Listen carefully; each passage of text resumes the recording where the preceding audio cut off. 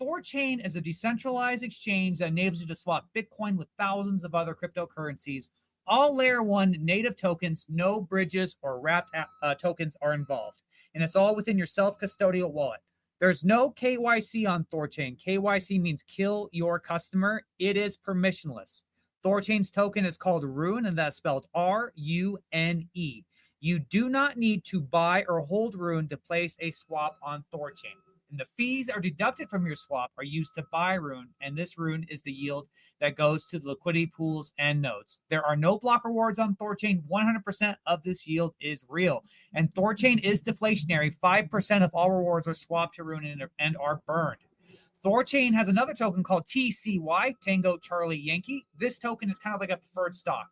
10% of the protocol's revenue goes to these token holders. If you deposit crypto into savers or took out a loan on THORChain, make sure to claim your TCY tokens. And if you're interested, anyone can buy this token as well. To swap on THORChain, go to thorchain.org and click the swap button. It'll redirect you direct to our site. New features and functionality are being wrapped out as we speak. If you notice any bugs whatsoever, please use the email on top of the page. But so far, so good. I haven't heard too many people have any complaints lately, so that's awesome. But yeah, keep an eye out for new features. Rujira is building decentralized Binance on THORChain smart contract layer. It's being rolled out as we speak. Speaking of Binance, you guys have been doing really good. If you got Rune on a centralized exchange, get it off, withdraw it, put it into self-custody. These tokens are being used to short sell and mess up the price for us. Let's get it off there. Just like TCY, we don't want any sex exposure. And then once in self-custody, you should look into bonding your Rune to a node to earn some yield. How this is done, you can go to runebond.com. Really easy, guys. All you do is pick a node, request a whitelist, and then bond your Rune. If you are someone in the community with some technical skill and you are wanting to run your own node, we are training node operators. There's a whole community infrastructure built. So if you know somebody or if you want to become a node operator, let's push this about a little bit. I want to make sure we get people who have the resources to become node operators if they choose. There's a THORChain community Discord and Telegram that you can learn all about THORChain. To find the links, go to @Thor, Thor, community, all one word, account on Twitter. Guys, please repost the space. If you're listening to the recording, repost. Let's see here. Let me get back here. Let's take a look. Again, daylight savings time, you guys. We might want to delay an hour because I think Cal's not going to come in for an hour, but let's see here. Checking in. Or I'm going to roll with it until we make a decision, okay? If anyone wants to come up and ask any questions or anything like that, that's fine. But it's hard to know from my perspective whether or not I'm wrong or they're wrong. Because when I look at all my devices, it says now's the time. So that's really weird. So, I mean, it would be nice if we never, I got to tell you guys, living in Arizona, I love it. I love the time always being consistent throughout the year. I've lived in different states where the time changes. And it sucks. It really, really sucks. I don't like it. I don't like losing sleep. I don't have to think about it. It's all abstracted away. So let's get we got a little laundry here we got to take care of. So shout out to Yangu. He got shouted out by the THORChain account for being an awesome community member. So shout out to that guy. Very cool. And there's so many wonderful people. And just in case anyone's in here, if you have not been shouted out by the THORChain account yet, and you've been very active and wonderful, don't fret. There's a big group of people that we have.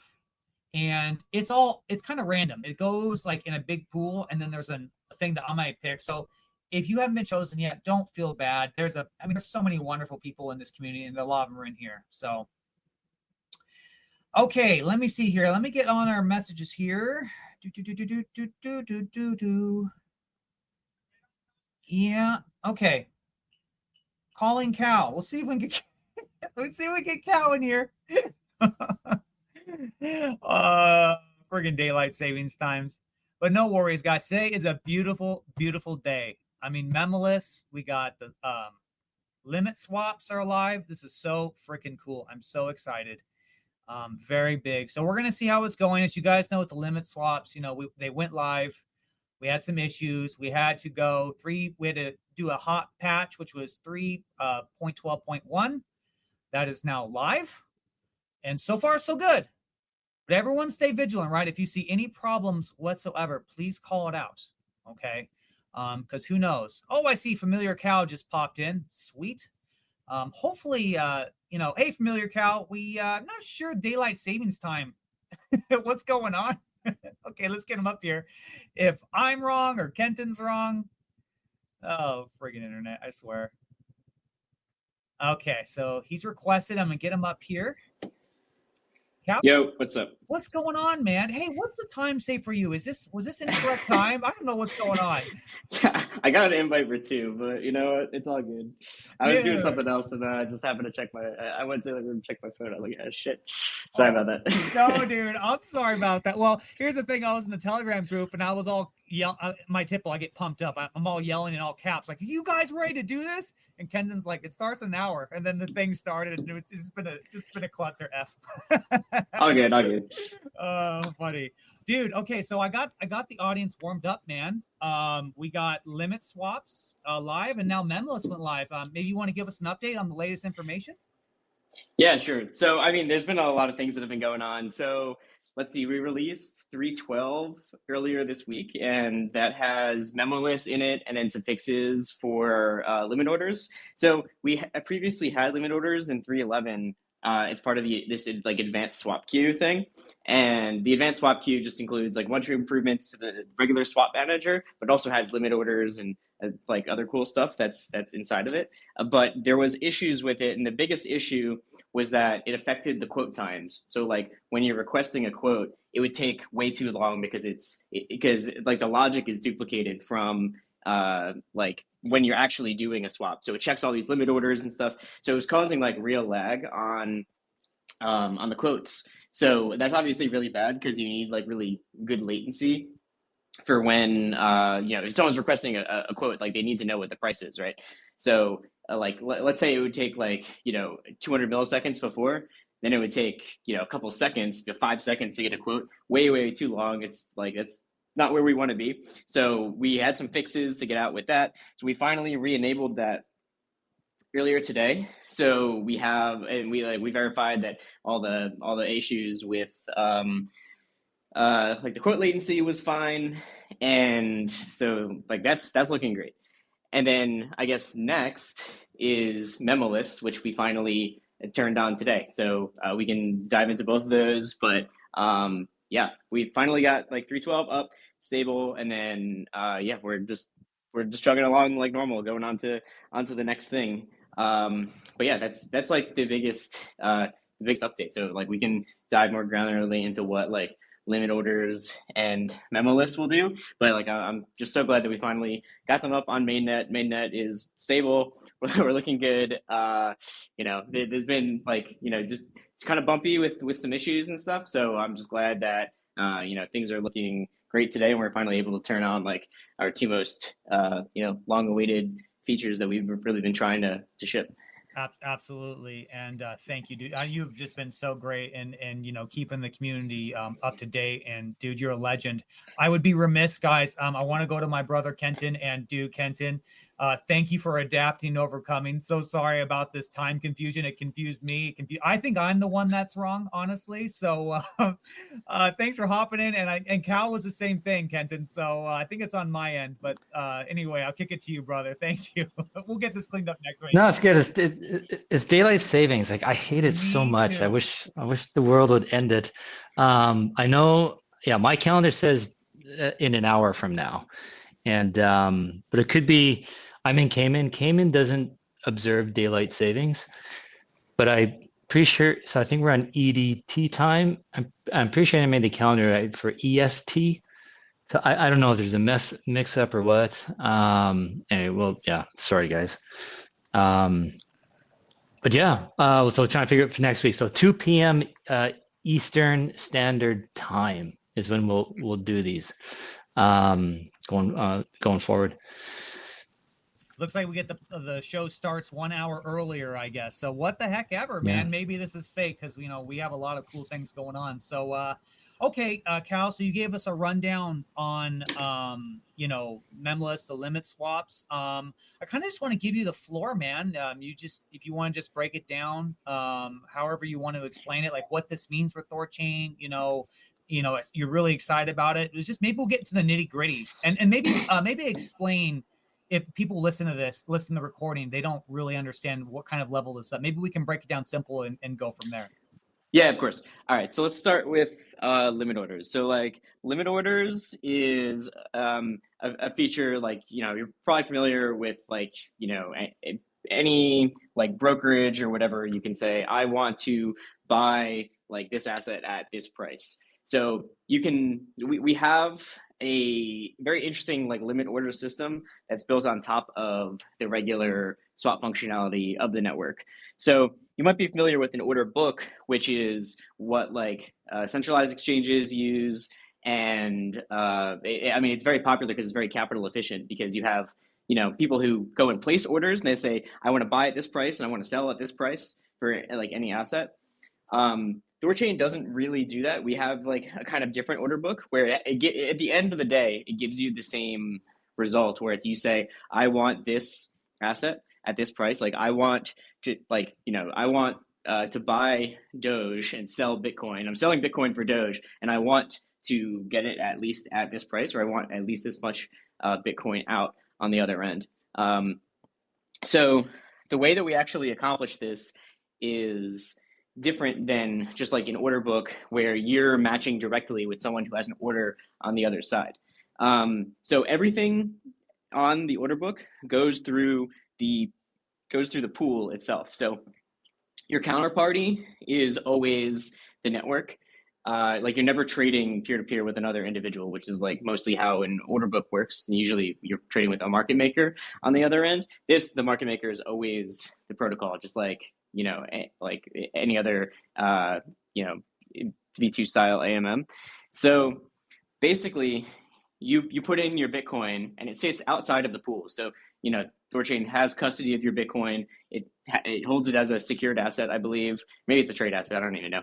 It holds it outside of the pools, and it says like, all right, well, every single block, like, can I make this trade for the price that they said they wanted it for? So if you put in $1 million worth of Bitcoin and you want, some greater amount of Doge, the price has to shift, obviously. Otherwise, it'll just get executed. So it checks like, all right, can we swap this much Bitcoin for this much Doge? And it just does that once it sees that you hit the price limit, basically. So it's kind of a hybrid between a traditional order book where you're matching kind of peer-to-peer against other orders. You're always matching against the pool. So it's that's kind of how the hybrid system works. So you're always using the pool, which means like you're using the regular like slip settings that we use for THORChain. So like the default fees and stuff still applies. But I think this does a couple of things. First off, it enables limit orders, which is just like a useful trading feature that people can use. You can set like literally you could just say you have USDT on Ethereum and you want to like set an ARB order, right? Like you can set a limit order for USDT on Binance Smart Chain, like any two assets that are on the network, and it'll just automatically XT when it hits your price. So you put in, $10,000 worth of USDT on Ethereum, and then let's say the USDT price like goes out of line, because it's all based on like THORChain's internal prices. So like if the prices aren't in line and you're like, all right, this is USDT on two different chains, you could just place an order and then like, let's say like for a 5% difference. And then if that price ever hits, just because like USDT's price drops on the network or on like Ethereum or on Binance Smart Chain, you can like ARB basically. So I think it'll be very useful mostly as an ARB tool. And not for like that example exactly, but I think like the pro ARBs on the network, they'll be able to place limit orders rather than just do market orders. So I think that just enables a lot more efficiency when it comes to ARBing, because the ARBs can place their orders based on where they can ARB on other exchanges. So then you could go to Binance or Kraken or Coinbase and say like, all right, well, here's their order book. This is now I'm going to place my orders on THORChain based on their order book, so you can kind of like mirror the order book from other places like Hyperliquid or like literally wherever, and you can just arb for a profit. So you can just so basically what bringing order books in this way will make arb easier and more effective. And then okay, so that's like the basics of limit orders. So I hope that made sense. I think it like as a trading feature, I think it's pretty useful. I think market orders are like fine as it is, but it's just like another trading feature. But it's really just a big unlock for arbs. Did I miss anything on just like the basics of the limit orders before I move on to like the next stuff, the rapid swaps and stuff? I don't think you did. Kenton, you got anything? Well, yeah, I have a few questions before we move on. Thanks, Cal. That was great. So I'm curious, if I place a limit order, and it's getting like it'll just slowly get partially filled. Like, what if I have like I want to buy $1 million of Bitcoin at one price, but the price keeps fluctuating. Will I get filled like $100 here, $1,000 there, 100 grand here, and just eventually once it'll just keep filling until it fills the whole thing and then completes the order? Good question. I'm actually not sure if it does partial fills or not. I'm not sure. I feel like you might only be able to place one order per pair. Like you'll have like one order for your Bitcoin to USDT pair or something like that. So I'm not actually sure if it does partial fills or not. I guess we'll have to see whether that's a thing. I know I asked Chad in a previous space and I totally forget. So then, okay, well, actually, you brought up another question I have then. So what if I wanted to stagger my orders? So I wanted to put in an order for Bitcoin at 100 grand, an order at 95,000, order at 92,000. I can have multiple different limit orders on the same token, or I'm no? pretty sure you can. I'm actually not 100% sure. Like I've just tested the basic functionality of it. Chad wrote the feature, so he's like way more familiar with like exactly how it works. But I know it's pretty robust. So there might be partial fills, and I believe you can probably place multiple limit orders. So I haven't tested that myself, but I would think so. And I'm pretty sure he said, yeah, it's partial fills. And if anyone's curious about the front end, so I've been working with the devs on that and the UI for limit orders and memoless. So I just messaged the guys after I heard Cal say that limit orders are live. So I just messaged the devs to push forward the update on the website. So hopefully that'll go out later today or tomorrow type thing. And you'll be able to enter limit orders, and you should be able to see your orders as well. So when you connect your wallet, should be able to pull your orders, and you'll be able to see your list there. Yep. And play with it. Please play with it, you guys. It's just like $10 here and there. Try some things. And tell us if it's working or not. I've gone back and forth with the UI with the devs, kind of how I think it should look, and they tell me how they think it should look. But this is for everybody, right? So, we all use things differently. So, hopefully we can kind of find like a good middle ground that makes sense to use this. So don't view the site's UI as like this is set in stone. It's the only way it's going to look. Like, we got to come up with something and just start playing with it, and then see what makes sense, how to rearrange things. So appreciate your guys' feedback when you start playing with the feature. Yeah, I'm glad the new site's been getting some adoption. I've been seeing it on top of the leaderboards. We just got to get the word out there a little bit more about the swap site, which will improve over time. So it's like, I'm sure we'll just continue to ramp that up and just try and grow it as time goes on. Yeah, it's been frustrating because we've had issues like connecting it with certain wallets and stuff, but until the devs don't want to push out too many updates until the back end for DEX aggregation is done, because it's going to duplicate a lot of work and make it harder. So that should be done any day now, and then they can start adding the more features and the wallet stuff, like all the wallet updates, like adding key store and stuff like that, will come out the same time as the DEX aggregation. So that should be any day now. And then adding these features, the UI for them, and tweaking that should happen more quickly.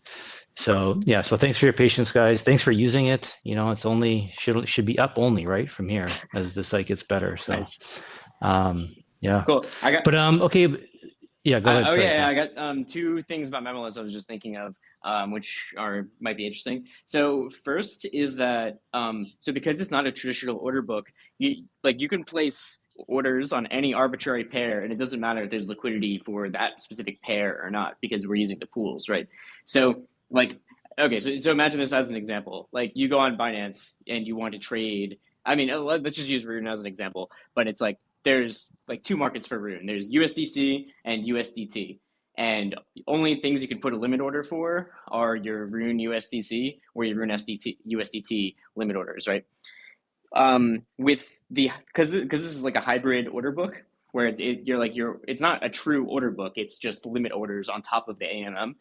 You can place limits orders for any pair that exists on the network. So you could place it like well, on Binance, you would only be able to do like those pairs that are explicitly supported. Like you can put any arbitrary pairs that THORChain has as limit orders. So you can say like, I mean, like I said with Bitcoin and Doge, like there's no, actually there probably is a BTC Doge order book on Binance, but let's just say like an AVAX Bitcoin Cash limit order, right? Like that order book probably does not exist on any exchange anywhere, but you can still place a limit order for that and you'll get filled if the prices are in the right spot to fill your limit order. So even though there's no liquidity for that pair itself, because it's just using the regular pools, there's still liquidity because it's just executing you're not just trading like obviously it's going through like the double swap steps where you're going from like AVAX to Rune to Bitcoin Cash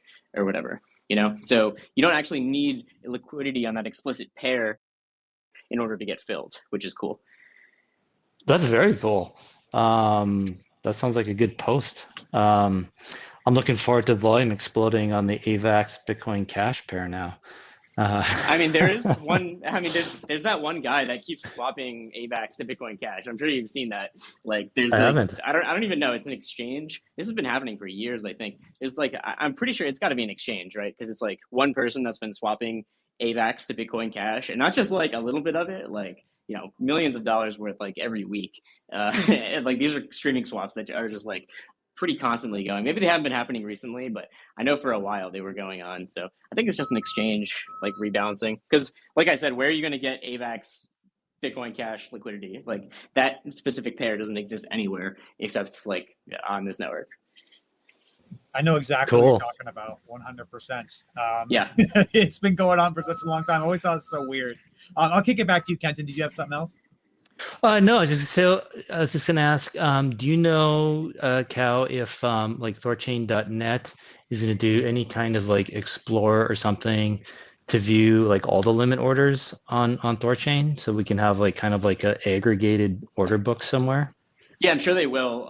I was already kind of building out one myself for Rune Tools, which it exists already, and I think that it's looking at StageNet right now. But now that we're live on mainnet, I'll switch it over so that way we can look at mainnet orders. I'm not 100% sure because it's been like a couple weeks since I looked at it, but yeah, like there's an endpoint that just tells you like, all right, for Bitcoin Cash to AVAX, this is the orders that are available. So you can kind of make a pseudo order book using that, and you can just see where all the limit orders are. So we can ask for that to be on THORChain.net. That'll be pretty easy to do, just like whatever the UI looks like. So yeah, that's pretty simple because that data is like very readily available.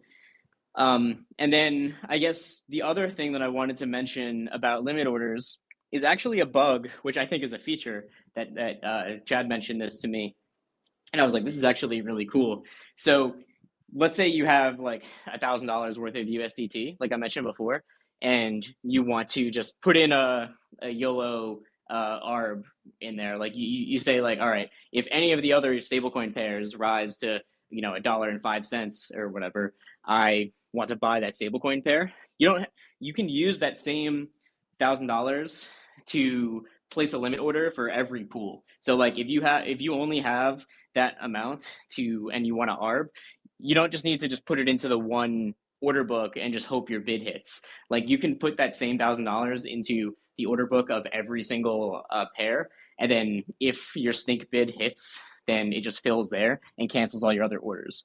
So you can, I don't really know if that's capital efficiency or not. Like, I don't really know if there's a good term to describe what that is, but it's like, you don't need to just have a ton of money sitting around to ARB. Like, it means that you can use, I guess it is capital efficiency, because you can use like the same amount of ARB money to put in a lot of orders, and they just kind of get filled wherever is needed. So I think it'll make ARB a lot more efficient in that way, because you can kind of just place a bunch of orders all at once, looking at other order books, and just like, liquidity just moves around for you.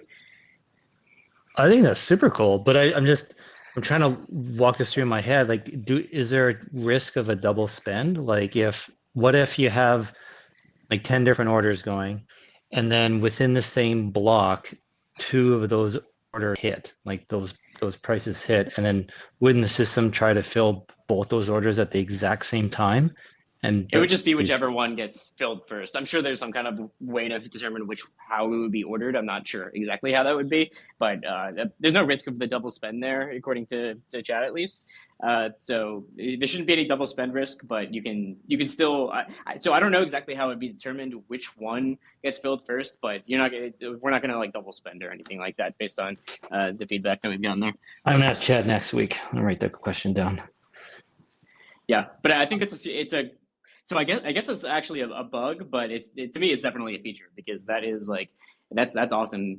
Where you can just the stink bid thing is like the perfect like product, right? Because like sometimes you see just like ARBs just run out of capital, and maybe that'll happen less now that things are just more capital efficient here with limit orders, because I just think it'll be that way just based on a couple factors. But yeah, you can literally just like put in couple $100 into whatever pool, and then just say like, especially stablecoin pools and like Bitcoin pairs, like you just prey on basically any kind of like price disruption there, and you can just like ARB a profit pretty much immediately, which I think is like pretty nice. But I think it'll make ARB so capital efficient because they can just use the same funds to kind of like ARB every pool. So it's like, if you're really sophisticated ARB, like you probably need a lot less capital, like whatever capital they have now to like ARB all the pools. I think they'll be able to do it much more efficiently, because they can kind of like place a bunch of limit orders in with whatever they're holding. Like if they have a lot of USDT and a lot of Bitcoin and a lot of 10 other assets, they can just like make this giant web of like limit orders and then just adjust those every block. So I hope that we can get that sooner rather than later, and ARBs will start using it, because it makes ARBing more proactive rather than reactive. Because like right now with streaming swaps, which is an amazing innovation, ARBs replace liquidity after it's removed from a swap. So like, you're doing a big, $1 million swap, and it's going to take a couple hours to fill your trade, because after every single swap, someone's got to come in and say, all right, now I'm going to rebalance the price. Now I'm going to rebalance the price. With limit orders, and then eventually rapid swaps, which will probably enable that in about a month, I want to say, after of like confirmed stability for limit orders. What we can do is then say like, all right, well, we know there's enough liquidity to just fill this swap right now. So then we can completely cut down the actual wait times of streaming swaps. So we can make streaming swaps is basically instant, because we know there's enough liquidity to just fill a trade because of the order book, where that's not really possible with just the the AMM as it is. I have a question, and sorry for background noise, guys. Oh, go ahead, Kenton. Finish your thought if you have one. No, you go. I have a question, but you can jump in. Okay, so a rapid swap, right? And sorry for background noise. There's construction going in my house, guys. But okay, so you have intents. Is there a meaningful difference structurally between, like, say, a rapid swap, where essentially you have liquidity that's being matched with like someone? I guess it's better, right? Because on an intent, you literally have to find a party to trade with you. On THORChain, if you have rapid swaps, it either functions either or, right? Like you get matched, or at the worst case, you're going to execute anyway because it's, you can always execute because there's a pool. Maybe you could break that down a little bit for Michael. Yeah, sure. I mean, let me tell you my take on intents. I mean, I think intents are great because they're very capital efficient, because you don't need these big pools of capital. You just need one market maker to say like, okay, will fill your trade for you. But the issue in my eyes is that they interact directly with their counterparty. So to me, like, the AMM exists because the AMM is always the counterparty, and that's always true for THORChain, even with rapid swaps and obviously with any other swap that you do, limit orders, whatever. There's no counterparty ever. But with with intents, you are always directly the counterparty to the market maker or the ARB or the person on the other side of the trade. There's always someone on the other side of the trade directly. So you're directly trading with somebody else, peer-to-peer, not peer-to protocol. So to me, like, I don't really think that, well, obviously you see like issues where there's like liquidity issues, like we saw on like about a month ago, where like all of a sudden all the market makers just like got like they needed to protect themselves, so they pulled out all the liquidity from all the exchanges, and you saw what happened. Like prices crashed, people couldn't get quotes on intense-based protocols, you couldn't use them at all, but all the AMMs like just kept chugging along. So I think being peer to protocol is important just for like stability, in the fact that you don't need that counterparty on the other side. Like the protocol is always the counterparty, no matter what. Even the rapid swap, you're still always going through the pool, because you're always matching against the pool price, not against someone else's like price. So even though like the rapid swap is kind of a function on whether there's ARB liquidity or not, the trade itself always goes through the pool itself. You're never trading with another user directly, and you're not really trading with another user. You're trading with a market maker on basically every occasion. So I think like, and I mean, just like personally, I just don't think it's very decentralized, because THORChain is decentralized liquidity and decentralized custody. Intents are decentralized custody, centralized liquidity, where you're just interfacing with one person. So like I think that there's potential legal problems there. Not that I really want to get into that, but like I think that THORChain just kind of avoids all that just by being the protocol, like that's always the counterparty in the middle, which I think is just important. But it's less capital efficient, right? So it's like there's always a trade-off. Like you're never going to get like you can't just have an intent system that's totally decentralized. It's the exchange mullet, DEX in the front, SEX in the back. And like I've heard, I think we talked about this last space, where like some there's some sound in the background. I don't know who it is, you guys. But there's still traders out there, institutional investors, whatever, that don't want to trade with non-KYC volume. And so you would think that would make the intents even more difficult for them to use, like because they're trading with individuals having KYC'd, which I think would be more problematic for them than trading with a decentralized pool. Like if they're gonna get comfortable with anything first, it should be with a decentralized pool, and then with individual non-KYC actors. But I'm being theoretical there. Yeah, I mean, I agree with you. That's why I'm just like, I think right now is just obviously like a very regulatorily light time, where like nobody really cares that anyone's just interfacing with a non-KYC party, and they're just kind of like doing some chain analytics in the background and being like, all right, like how risky is this for us, sort of. But I mean, I don't know how that actually like stands up over the long term. It won't. I guarantee you won't. Like I follow the VASP laws in Cayman, and like the Cayman's done like kind of like a 180, try and like improve its reputation around the world. Like so it's actually create all kinds of regulations and stuff. And I think the VASP regulation framework here is like definitely ahead of the U.S. and elsewhere. But it really comes down to dealing with individuals, right? Like they respect the decentralized stuff, but if you start dealing with individuals and interacting directly with an individual, you need to do like KYC and all kinds of stuff. And so And it seems like this is a framework that's being adopted around the world, in the smaller jurisdictions, and then slowly it's going to trickle up to the bigger ones. But and I mentioned this before too. It's just regulatory arbitrage. Like these guys are just going to do it for a few years while they can get away with it, and then once they can't, then they'll stop. But in the meantime, they've made millions of dollars, right? So it is what it is. It sucks, but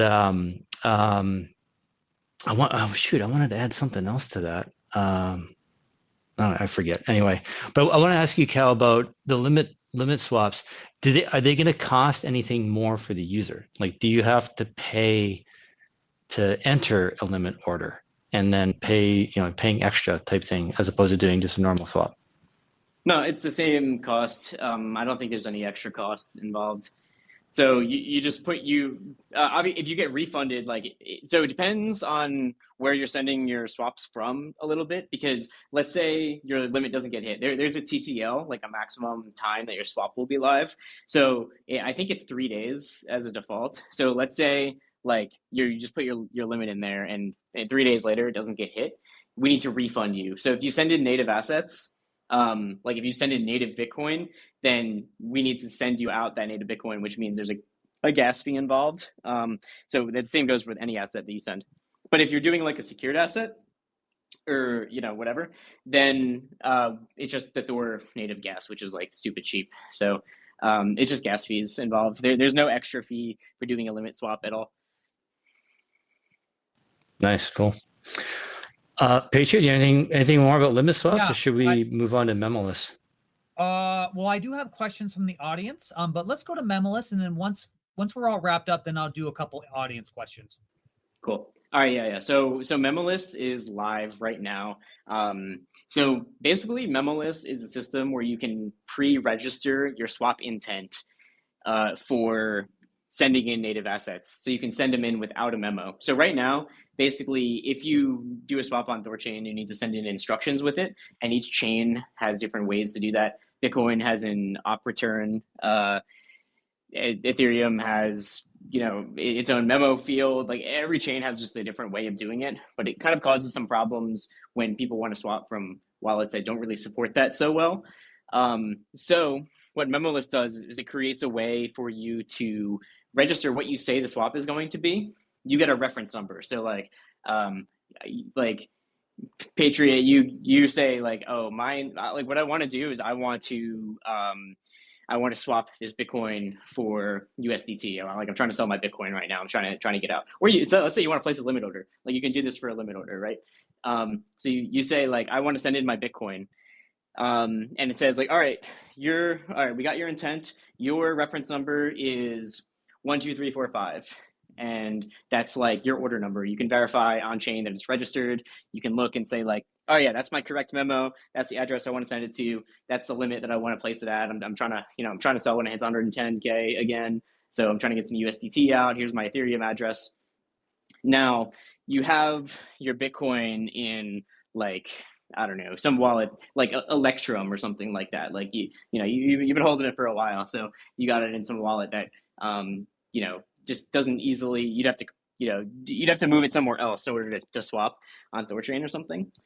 Now, what you can do is you can send a specific amount to let the protocol know, hey, I'm going to correlate this Bitcoin that's coming in with this guy's swap intent. So you send in your one Bitcoin. So you send in 1.0001235 Bitcoin, and then it places your limit order for you without any memo or anything. So you can also use the reference memo in your memo itself. So let's say you have a wallet that does support memos, but it's a really long memo. You can register it, which just costs THORChain gas basically. So 0.02 rune, it's like a penny or something. You can register it, and then you can just say, all right, reference this reference ID, and it'll just do your swap for you. If it's a really long memo with custom refund address, it's too long for the Bitcoin op return. So anyway, I guess about Memoless, a couple things. It just supports, so right now it's just for gas assets. Once we get router v6 in place, then it will support USDT or USDC or whatever, like log tail assets, which I don't think is actually that big of a deal, because I think that with Memoless, I think that a lot of the time I think Memoless is much better for like Bitcoin and UTXO chains, which is great. But I think that it's not really as useful for like smart contract chains, because you can just connect your wallet, right? It's like I don't think that people will be using like long tail assets that much with Memoless, probably mostly Bitcoin deposits. So I guess that's one thing. But it just basically, what Memoless does is it enables you to swap the native assets very easily without having to connect your wallet. So you can just use a QR code and say like, all right, send exactly this much to this address and your swap will happen, or your LP deposit, or whatever, you mint it as a secured asset or something. So that's the basics of Memoless. We've been trying to push this out forever. I think that there's room to improve it in the future eventually, but like this is like, we needed to get something out there for Memoless and just have a system where people can just send to the network without having to connect your wallet. So that's what's out there. I actually made an API if someone wants to just run their own backend for registering Memoless transactions. You can double check the amounts to make sure that the amounts match up to the reference memo. So if you're interested in using that, you can just send me a DM and I'll help you get started for using Memoless transactions. It's not that difficult. It's just you need to be very precise with the user and saying like, send exactly this much to exactly this address on this network. Otherwise, like, but the network needs to know that your intent is correct. So you need to be very precise with the instructions. But yeah, that's the basics of Memoless. Did I miss anything? Any questions? Yeah, let's just go back to the exact amount. So I'm retarded sometimes. We got this time for the space mixed up. I'm going to enter in my wrong number on the Memoless. Will I lose my crypto? Yeah, if well, I don't send in the exact number. So it depends if there's another memo registered with that reference ID. If there is, so if you send it and it hits someone else's reference number, then it's going to do whatever their intent is. So if it's their swap, like they're getting the outbound from that, which is why you need to be very specific in sending the exact amount that it tells you to send. If it doesn't hit any other reference number, it just gets refunded back to you and you get your funds back. But that's why you need to be very specific on the amount and the address, because if it's like sending mail to the wrong house. Like if someone else gets your mail, like there's nothing you can do to get that mail back. It just went to somebody else. Is there any kind of randomness to the number, like, or are they just gonna sequential? So like if there's more randomness to the number, it's gonna be very hard for somebody to actually copy somebody, get somebody else's number. It's just not really relevant because you register before you send in anything. Like you wouldn't just send something and then say, oh wait, this is for this person. Like it's like giving your mail to the post office and then saying, oh wait, this is who this mail is supposed to go, or like, and then you have to call them up and say like, oh, this is my mail, like send this to this person. Like you register the intent before you even send any funds. So you say before you even send anything, you get your reference number so you know exactly how to send it. Does that make sense? Yeah. Like yeah, you're never just YOLOing funds. No, I know, but I mean, like you go create a trade to sell Bitcoin, swap Bitcoin for Ethereum. I do one, and Patriot does one, and let's say they're all for the exact same amounts. And we're, is the number, like the dust number that it has like the that's like the code for the instructions. Are all three of those gonna be completely different from each other, or are they just gonna be one off from each other? You always get a different number. Like they will be one off if you register them sequentially. So like Patriot Sounds gets number 1, you get number 2, and I get number 3. That will change the last decimals of the amount that I send. So I send 1.000000003. You send 1.0000002, and then he sends that same with a 1 at the end. And it changes just depending on what reference number that you get. So basically the last 5 digits of your decimals are always going to be your reference number that you send in. Okay. And then of course it would have to be, not only would I have to get the number wrong to match somebody else's, we'd also have to do in the exact same amounts, basically at the exact same time, which is like, it's just so highly unlikely for that to happen. Yeah, it's true too. You'd have to do it Okay. before the other person sends their funds in too, because right now it's only one use. We could increase the number of max uses, but I don't really know if that really helps anything. I feel like there's maybe more of like what you're saying, where there's more room for error. If like, let's say there's 3 uses for an address, and like, I don't know, your Bitcoin wallet rounds the amount or something like that, then your swap just goes to someone else's address. Like, you're not going to be very happy. So maybe it is best to just keep it at 1 use per registration right now. Yeah, I'm just trying to think how, how this can go wrong, right? There's always going to be some edge case or some idiot who just does it the wrong way. And so I'm just trying to, protect Yeah, from for that, sure. or how do we address it? Because we like what we want to market these as being safe, right? You don't have to connect your wallet to a website. You don't have to worry about your wallet getting drained just to do a trade.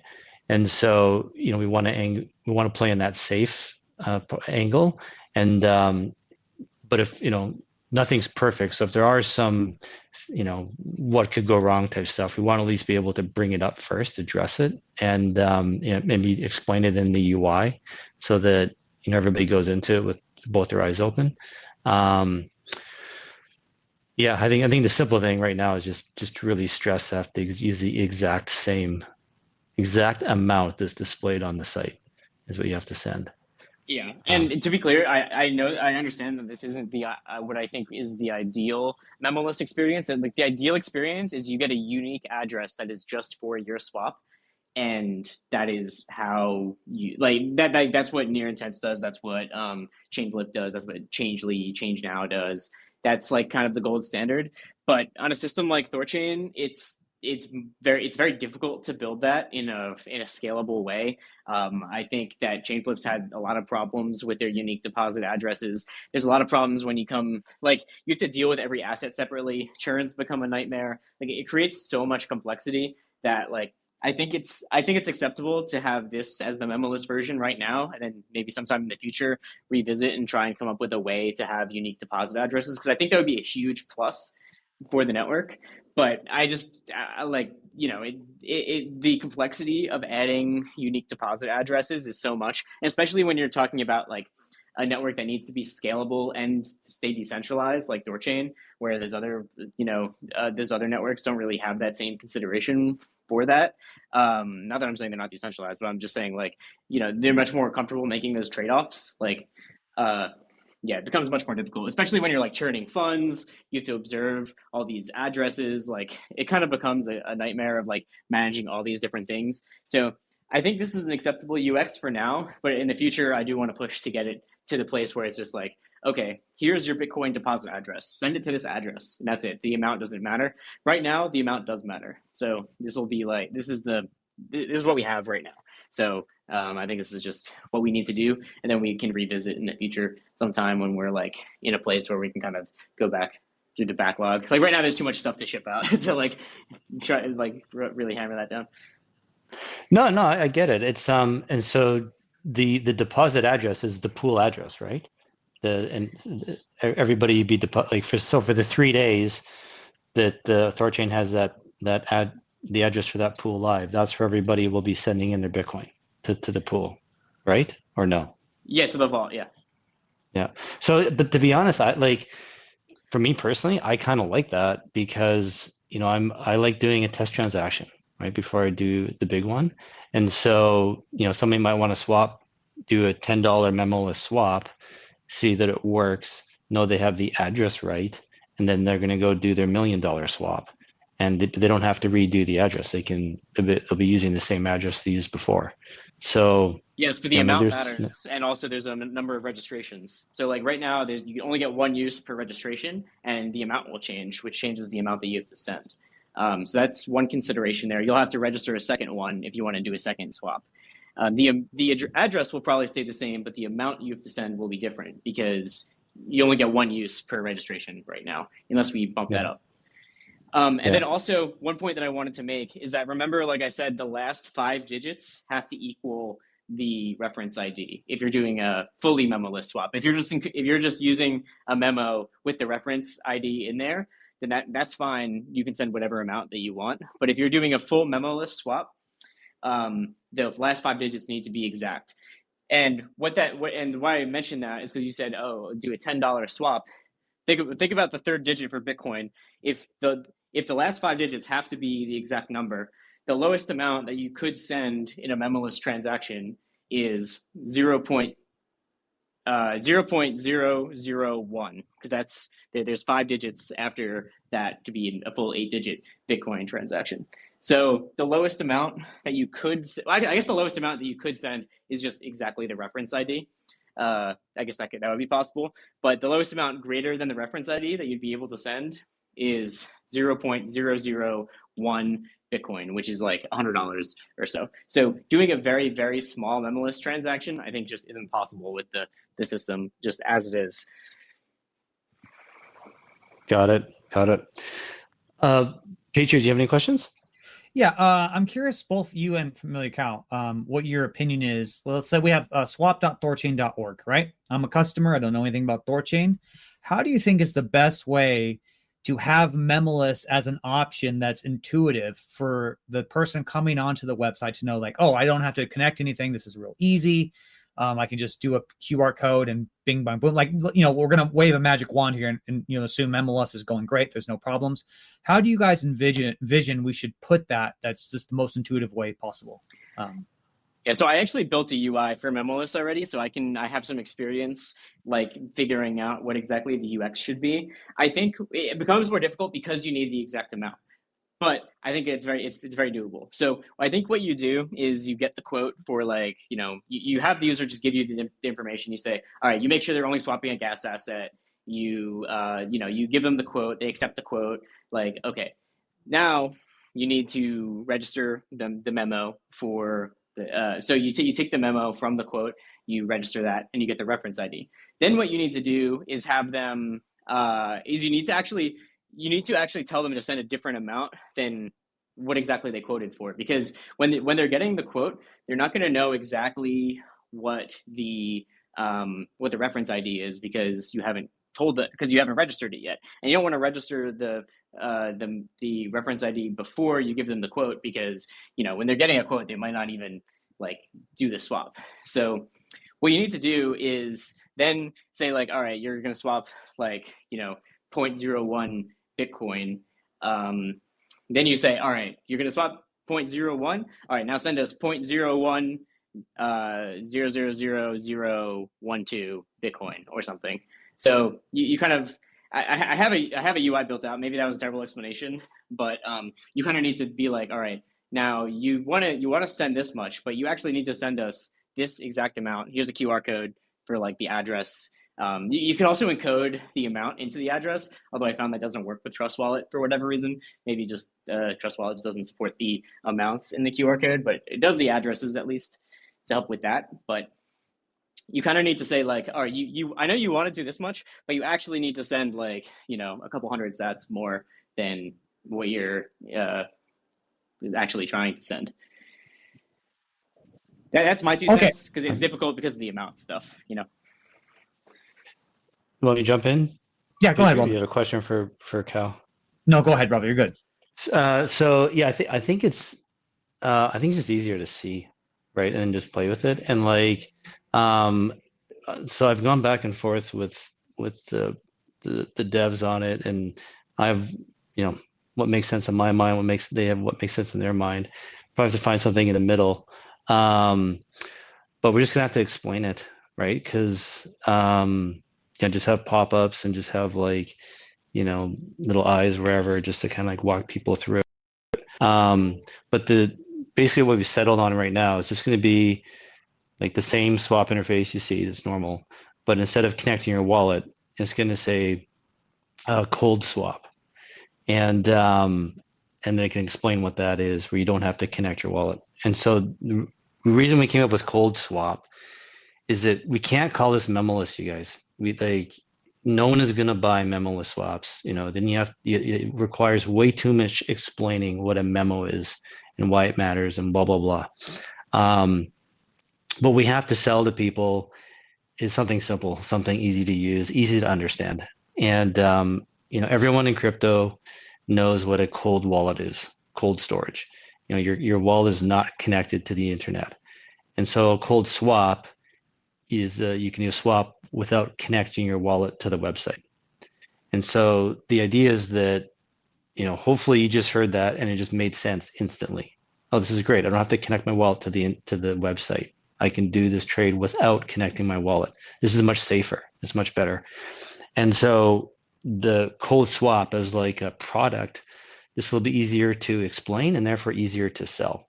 And this is what we want to promote when we start, doing articles and paid ads and all that kind of stuff, is promoting cold swaps. So it should be really easy to explain, easy for people to understand. And then when they come to the site, they'll see cold swap. Okay, I know what that is. Boom, it's what I want to do. And then from there, it should all make sense.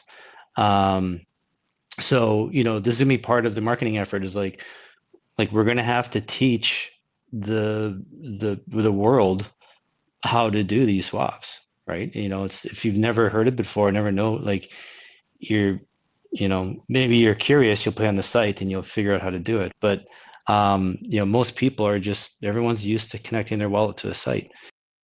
And I even talked to somebody, we were talking to some devs for designing redoing the website. And I was talking to them yesterday and just kind of ran, memoless by them and the cold swap ID by them. And like, oh, wow, interesting. But, I'm just, I don't know if I'll use it, but they're just comfortable with connecting their wallet to the site. And so they're going to keep, they said that's probably what they would do. And I think that's what's going to be, most people are going to do. There's, everyone's just used to their, everyone's in their groove, in their pattern, how they do things, right? And so, to change their behavior and get people to do something new, like, it's going to require a lot of selling and promotion. So where I'm going with this is, when we're selling and promoting, by the time they come to the swap interface to place the memoless swap, they already know what they want to do. They're already looking for it. And from there, it should be easy for them to follow and click through, and it should make sense. I think that's cool. Two things that I want to touch on there. I guess first is, I agree that connecting your wallet is almost always a better experience. The only exception for that is UTXO chains, including Bitcoin, because there's just no good Bitcoin wallets, which is crazy to say, but there just really is no good Bitcoin wallet that's an extension. Like, it's 100% true. I think if you've ever tried to swap using Bitcoin, it just sucks. So I think that memoless will be really the major feature there, is being able to swap Bitcoin from any wallet. Like, that's the major feature. It's not sending your Ethan or whatever, or your BNB. Like, I think that's like, you're going to connect your wallet for that. Like, I would 100% do that. There's no reason to do memoless for that. It's really only Bitcoin. Second, what I think memoless is really good for, I think it's really good for minting secured assets. I think that doing the swap is fine, but where I think the flow is really going to shine is using that at, like, memoless. Like, yeah, I agree with you, Kenton.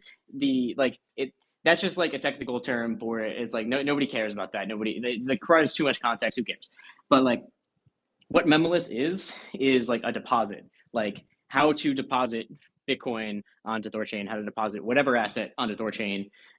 You just get an address and you just send an amount. So I've been building like my own like desktop interface for THORChain, and it's just THORChain based. Like, there's no Bitcoin support in the wallet. There's no any asset support in the wallet besides for Thor assets. But what it does do is it uses memoless to take in any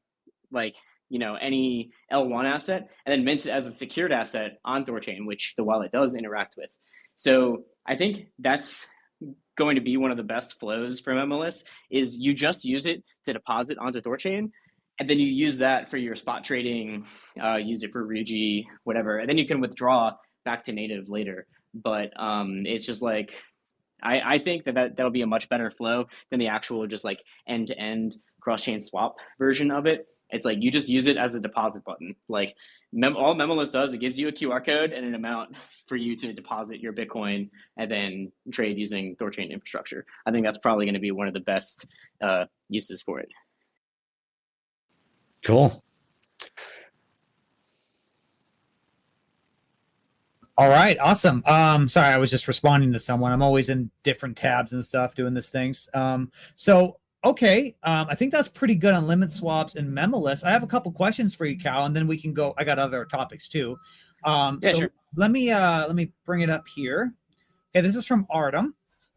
Okay, let me see here. All right, so Artem asks, okay, I would like to hear Cal's opinion on the current role of liquidity in the protocol. When THORChain began to lose quotes to competitors, it was FamiliarCow who wrote that THORChain generates about 80% of its revenue from arbitrage and only 20% from retail exchanges. In a conversation with Chad B, I'm sorry, it's gonna be wordy. I'm sorry.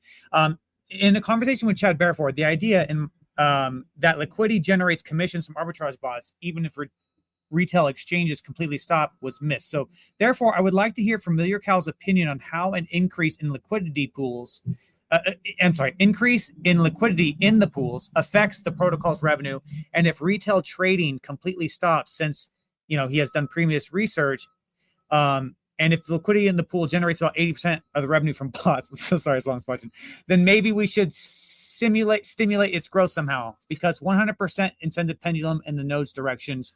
In the nodes directions, there is no interest in investing liquidity in THORChain's pools. Sorry, that was a wordy one, but no worries. Well, there's definitely a lot of different opinions on this. I'll tell you my opinion, and I'll tell you some other people's opinions as well, and then everyone can form their own opinion and kind of give some feedback, I guess. So, I mean, I think with streaming swaps, we know that liquidity on the liquidity just doesn't matter as much for having more and more liquidity. Like if we say I don't know exactly how much Bitcoin liquidity you have today, maybe like 30 million or so in Bitcoin liquidity.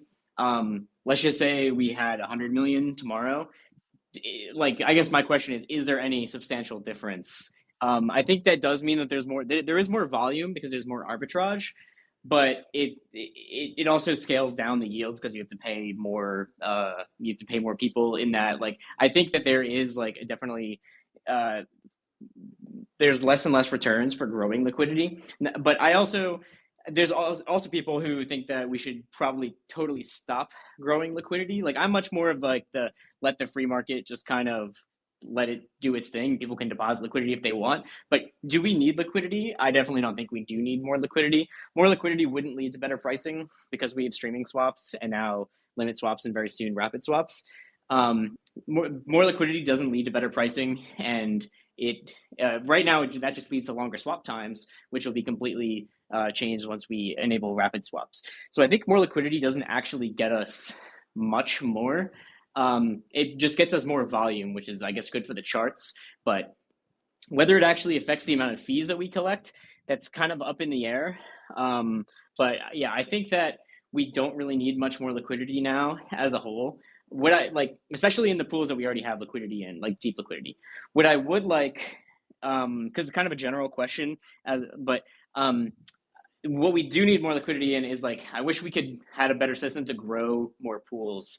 Because like right now we're very limited to what we have already, and obviously like the entire focus is on like Rune and the network right now, and I agree that we're not rewarding liquidity providers at all, and that's on purpose. That's part of the design of the network. Like the price is very low, so you need to keep all the yield to the nodes to keep security going, right? You need to keep paying the node operators who actually keep the network decentralized and secure.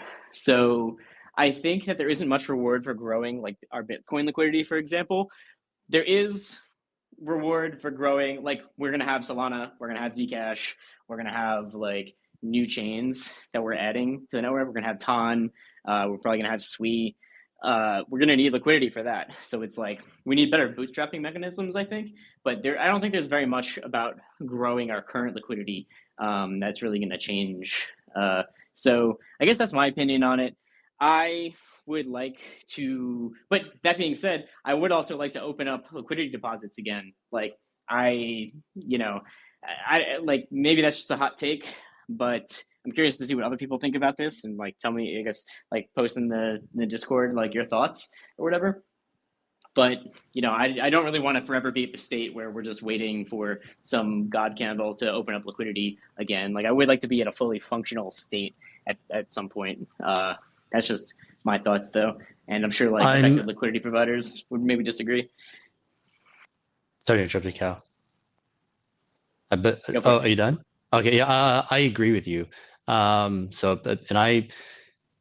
always felt this way, guys. I was like, all right, fine, we're going to keep the synth leverage, fine, but we got to leave the pools open for deposit. I did not agree with closing them for deposit, because earlier this year we experienced maximum pain. That's when you have to fix everything, right? And we didn't.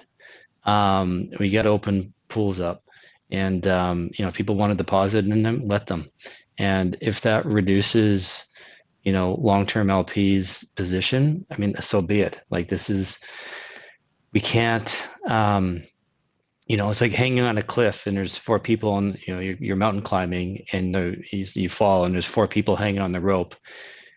You got to cut one person off to let the other 3 survive. Otherwise all 4 die. And it's a really tough choice to make, but that's how I view it, it might be the necessary thing for the protocol for everything to recover. And then also it's that gives LPs, a chance to double down if they want, to add more to their position. But how do we know the pools being closed for deposit isn't what's been keeping THORChain back this whole time? Maybe it's because volume spikes, then people want to jump into the pools, right? And that helps deepen liquidity, helps attract, right? It starts getting the flywheel going again, right? The flywheel can't go with deposits being blocked. So if we get any spike in volume, there's no spike in deposits in the pools. So how do we know that hasn't been holding us back? So I think it just, I agree with you, Cal. I think at some point we got to open up for deposits, and we have to move forward. We can't be holding on. I mean, I've spoken to Alux about this before. He's on the opposite side where he's like, there's no reason to ever open it up for deposits again. I think I disagree with it though. Just based on there's no reason that I want to have the network fully functional at some point. It's okay to kind of take our time to do that, but at some point we're gonna have to say it's open for business and everything is at business as normal. So I'm not gonna push anything, and I'm not trying to say oh yeah, we're gonna realize losses for LPs or whatever, because I can definitely be convinced anyway. I haven't put that much thought into this, but I'm just saying, I would like to be at the point, and I'm also saying that we don't really need more liquidity. So that's why I'm not oh yeah, we should open up deposits on Bitcoin again, because we don't really need more liquidity. But I also agree with Kenton saying right now we don't really have all the pumps and levers going in the system, so it's people can't even deposit liquidity. So how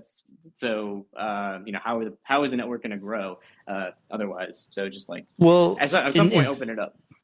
In theory, if the pools are twice the size, we would have much better quotes, right? And that's been right. No, we wouldn't have any better quotes. As long as we're at the same price, we would quote for the same. It would just be faster because of streaming swaps.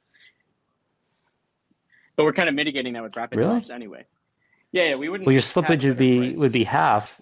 If the pools are twice the size, you'd be getting basically half the slippage on the same dollar size quote. Right, but we have a minimum size. We have a minimum slip that we always charge for the protocol. So we always charge 5 bips, 10, 15, whatever it's set up. I think right now it's at 15 bips. We always charge 15 bips for the swap, no matter what. So having a greater pool size doesn't actually give you better swap execution. If you completely remove streaming swaps, then yes, that is true, and that would make a difference. But because of streaming swaps, slippage isn't really a concern anymore. It just makes your swap take longer because you're breaking up your. But trade. even when you on the fee experiment, you went down to 1 basis point, we were still missing out on quotes, weren't we? We were still coming in under. Sometimes, yeah. I mean, that. So you're saying the difference, though, I think. Are you saying the only difference, the reason why we come under in quotes versus others, is because of the min fees? No, that's just because whatever the pool price is. It's like pool price is if the pool price is at one price at $100 million liquidity or $1,000 liquidity, it doesn't change what we quote. The min fee does change, and that will affect it. But like, our quote will be the same whether there's $10,000 liquidity or whether there's $100 million of liquidity in the same pool, as long as the min slip fee is the same. Whether we're losing to another protocol, that's another question, and that's really about the price that we're at, not really the fees that we're charging so much at that point. I gotta hash this out in my head. So wouldn't if the pools are bigger, wouldn't we have a much better price then on the asset in that pool? Or are you saying the pool size is better for the price of the asset? Well, the amount of liquidity in the pool doesn't really affect the price. That's just like the price is just the price of the asset. So they're kind of just two different things, I think. Okay, in my mind, the bigger the pool, the less the slippages, cheaper to trade. So the more accurate or the better the price is on that pool. Whereas if it's a really small pool, the price you're going to quote is going to be much further off because it's more expensive to trade in that pool, keep it in balance. Yeah, but we quote as if there's only minimum slippage on the pool, which is almost always true because we do streaming swaps. If you're not doing streaming swaps, then what you're saying is 100% true. But because of streaming swaps, that's not true. Okay. So I just want to ask your kind of maybe thoughts on something. You're referring to liquidity as in like the size of the liquidity pools. In my mind, having the order book, that's a way to increase liquidity with limit orders, limit swaps. Yeah, exactly. Do you view that as well or no? Yes, that does increase the liquidity of the pool. It won't increase the depth. So I guess what I meant to say before was the depth of the pool. Limit orders does increase the liquidity of the pool, but it doesn't add to the depth of the pool. It places limits. It places liquidity that's outside of the pool that can enter the pool based on the conditional price. Yeah, I think limit orders are going to be what's the word I'm trying to use? Like a synthetic way to increase the depth of the pools. It should increase liquidity. We should get better pricing there. Yeah, for sure. But shoot, the guy's original question. Did we answer that guy's question? I think we did. Yeah, we did. And I have one more. And thanks again, Artem. Shout out to Artem. This is a very thoughtful question that led to a longer conversation. I have my own opinion on this, but because you mentioned Alex FamiliarCow, we're going to have him Saturday. So maybe this will be a great topic we can discuss on the Saturday space. I'd love to hear his opinion on this. But I will move on. This is a much shorter question this time. Artem, second question is, he says he's interested in Nine Realms and FamiliarCow's thoughts on the current and future revenue of the protocol and how testing with minimal fees is going. And could you talk about the results essentially? Yeah, Cal? Sure. So yeah, we've been changing the fees every week just to see what the effect is on just the income and the volume and how competitive we are. And I mean, basic results is the more fees you charge, the more income that we make. Just ballpark. The higher fees that we charge, the more money that we make. Which would tend to indicate that most of our volume is inelastic to the price. And even though we lose out on like retail swap volume through aggregators and things, is actually more than makes up for it through like the different arbitrage volume. Now, and so that's also true on the very low end. So we dropped fees all the way down to 1 BIP a couple of weeks ago. So that's 0.001%. So very, very low fees. That's the lowest we could possibly go. And we did win out on a lot of volume. Our volume went up. Affiliates made a lot of money. THORSwap made a lot more money from us because we were winning all the quotes. But if anyone is a bond provider, you probably noticed your APYs were like pretty close to zero that week. Like the APYs were absolutely terrible because all of our fee income, all of our income comes from swap fees. So Yeah, we did win out on a bunch of quotes, but and we won quite a bit of volume, but we didn't actually like get much out of that. And I think just like for the health of Rune, I think it's important to keep Rune APYs like very healthy, and not just like healthy, but like abundant. Like I think that if you really want to make Rune an investable asset and make it attractive, like not only does it get more attractive the lower the price goes, because obviously just like the better risk reward, I think, when you're like considering buying something, but like if it's at a low price and it's like a 20% APY, that's like a pretty attractive thing to have, which is like where we're at right now, right? Like Rune has been yielding 20% for the last like, I don't know, 2 months or so. And anyone that's a bond provider is probably pretty happy with the APYs they've been getting, and it's been absolutely terrible when we drop the fees down low.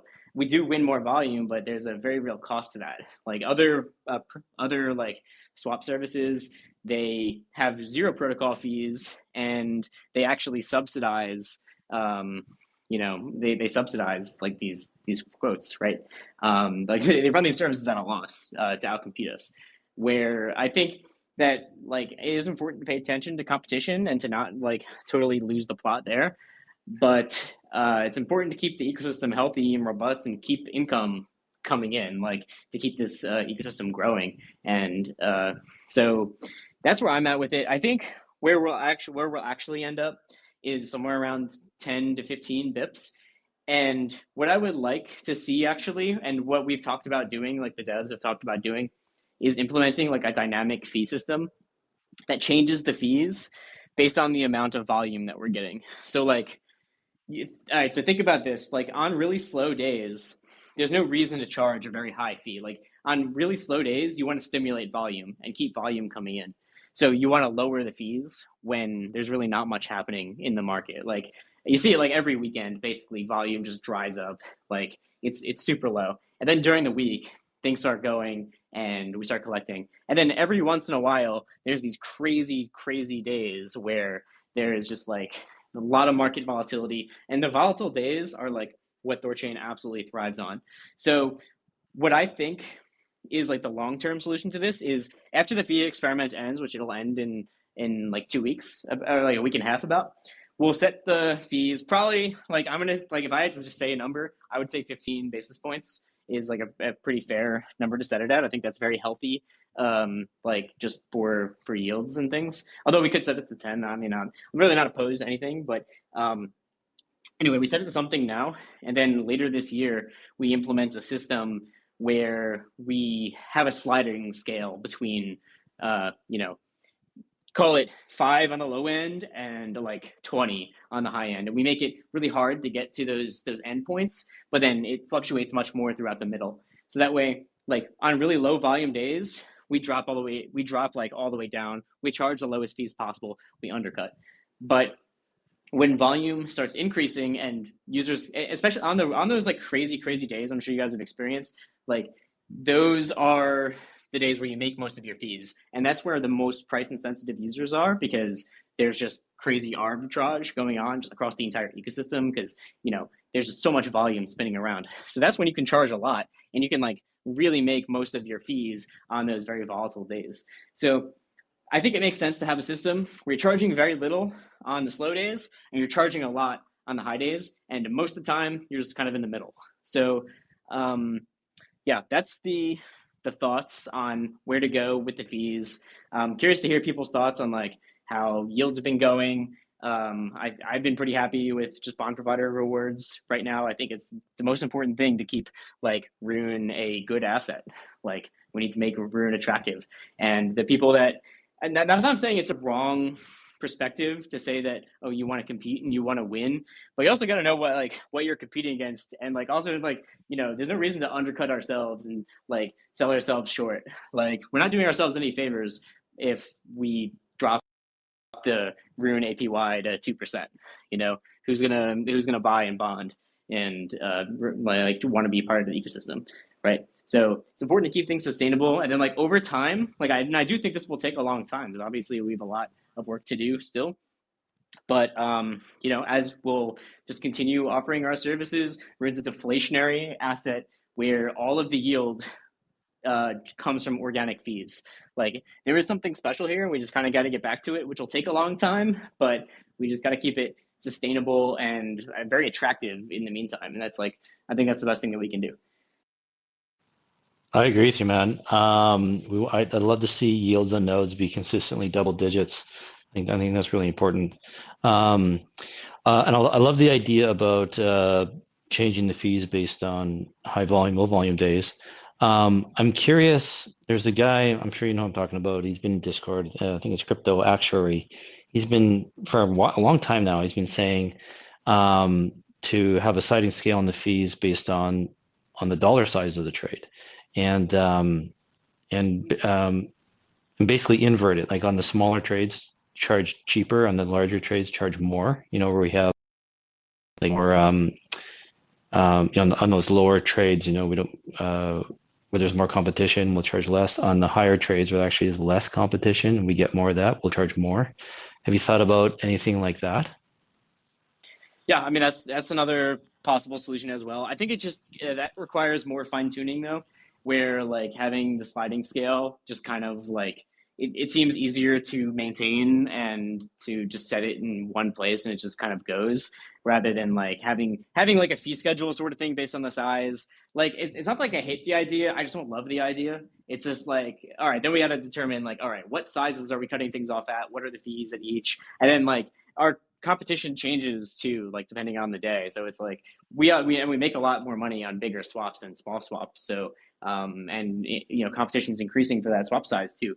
So I, you know, I'm not like I don't hate it. I just don't love it. And creating the fee schedule, like someone, a lot of care needs to be put into that. I think it's easier to just have some kind of like fee adjustment formula and then just kind of tune that versus like, all right, well, you know, we need to drop from 8 bips to 5 bips for like, you know, the 100K plus swaps to 150K. And then how do we adjust the 150K to 300K? It's, you know what I mean? It's just like, it seems like a lot of managerial work where we just kind of want a more standardized system, I think.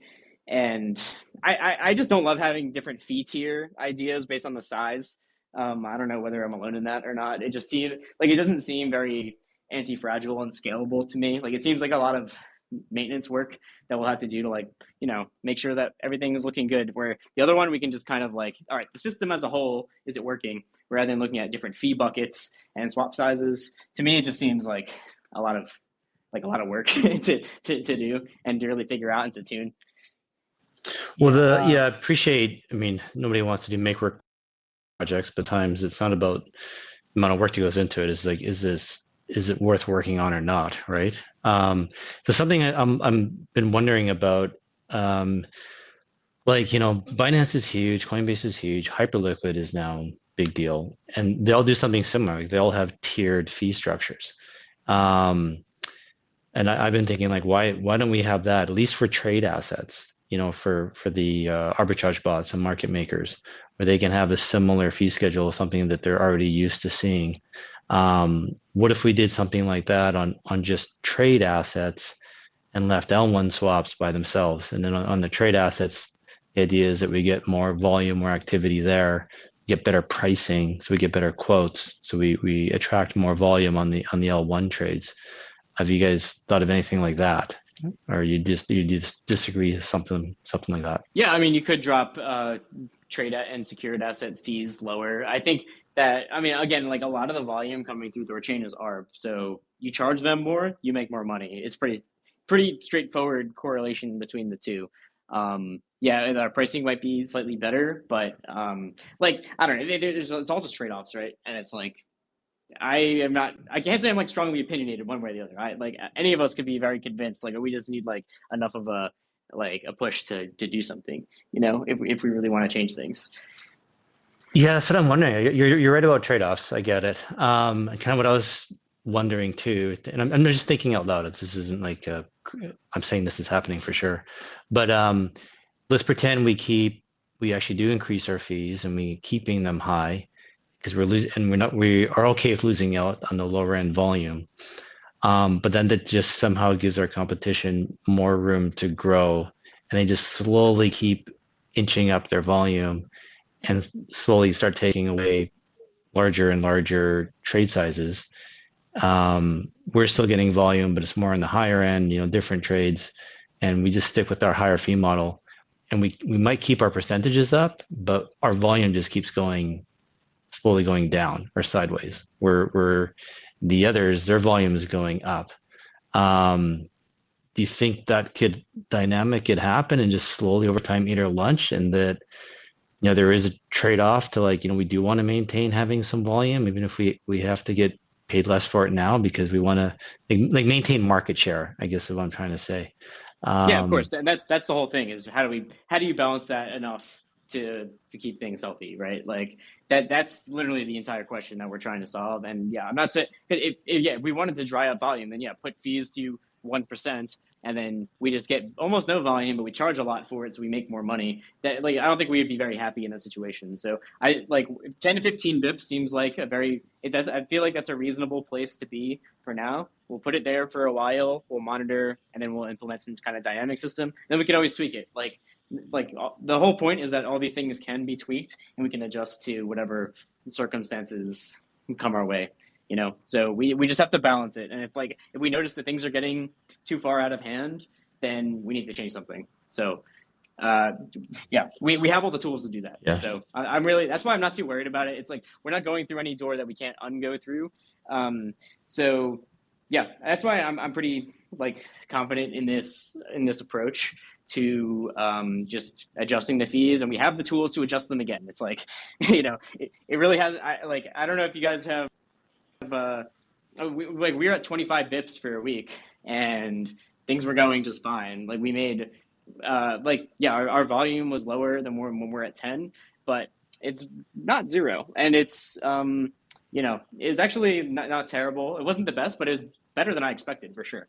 So and meanwhile at 1 bip, we could win more volume. We're still not winning all of it, mind you, just because anyone can come in with a quote on another protocol and they get that swap. But we also made no money. So, and this is and mind you, that's our fees. That's still on top of those fees are still the wallets and interfaces charging their affiliate fee, 50 to 150 basis points, right? And so my hope is that we get our swap interface going, and the volume in our interface is just dwarfs all of our partners in volume.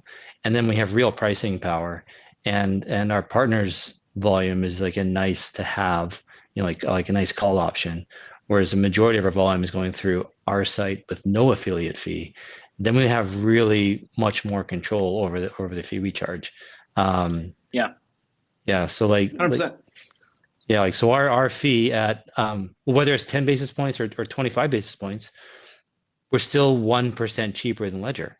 We're still 0.7% cheaper than Trust Wallet. So yeah.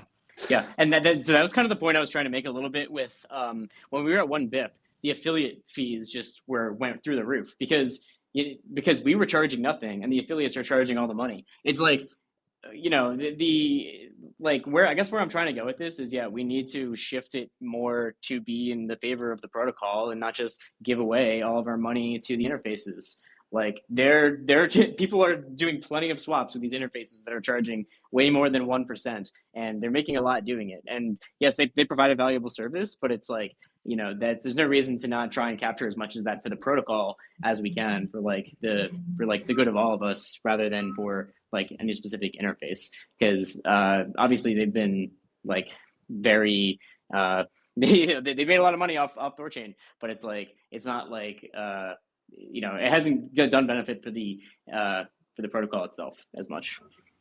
I'm going to jump in real quick because we do have InstaSwap up here, and I do actually have questions to continue this conversation you guys are having. It's a dope conversation, but InstaSwap has a question regarding Memolist, so I just want to give them the floor real quick. InstaSwap, you want to go ahead and check your mic and proceed?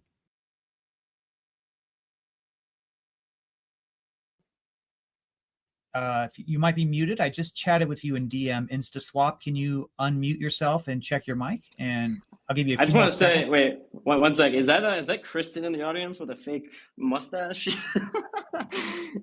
Let's see. Where I don't see that person. Yeah, it's running. All right, I see you. I see you. Okay, shout out to Kristen with the fake mustache. Oh shoot, InstaSwap just dropped. Gosh dang it. Okay, all right. Well, I'm gonna have ask a question, then we'll get InstaSwap back up here. So, that was okay. They requested. They've been so patient. I want to see if we can get to them real quick. Yeah, and if there's anyone else that wants to come up too and ask, I'm here. So Yeah, and FamiliarCow, thank you for your time. And again, thank you for joining an hour earlier than you were anticipating. And that was kind of an interesting beginning, but we got through it. InstaSwap, go ahead and check your mic at any time. I want you to go ahead and get your question answered. Your hand's up. Go ahead. Yep. Can you hear me? Yep, go right ahead. Okay, just a small question to Familiar and a suggestion for Kenton. The suggestion is keep it short and maybe not cold wallet swap, maybe walletless, like we call it on InstaSwap with Chainflip. And the question is, what happens if two random people initiate a transaction, but due to the fact that I may have my Bitcoin, let's say, on Binance, and I request a withdrawal, and I don't calculate the fee, and the amount that I am sending was requested from Kenton's transaction. Let's say that me and Kenton are performing two different transactions, and my amount matches Kenton transactions. What happens there? yeah, I mean, if your amount matches someone else's reference ID, then their reference gets executed. So if you send in, if your wallet rounds your amount, if you send the wrong amount and it matches someone else's reference ID and it's to swap to their other wallet, like your funds are getting swapped to their other wallet.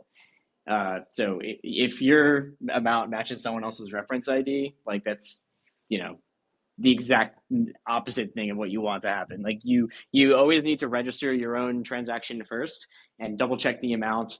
I would never send from a centralized exchange.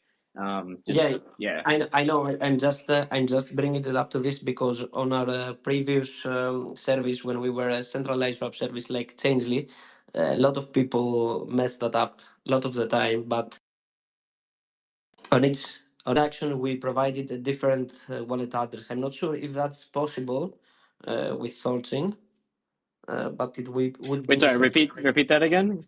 Yeah. We used to, as a centralized swap service before, we used to provide a different deposit address for each customer. We generated a new one every time. And I'm not sure if that's possible with THORChain because it would solve that uh, transaction example that I gave before. Yeah, it's not possible right now, but it is something I would like for the future. It's just not feasible right now. The reason it's more difficult is because of scalability concerns, churning. It just creates so much complexity underneath the hood. But I do think it is. I think you are 100% correct that it is a better experience for just not having to send the exact amount, which is why like I want to keep this option open and for us to revisit it at some point.